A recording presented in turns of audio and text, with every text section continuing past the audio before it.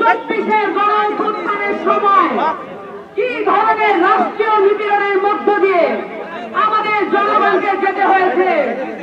আমরা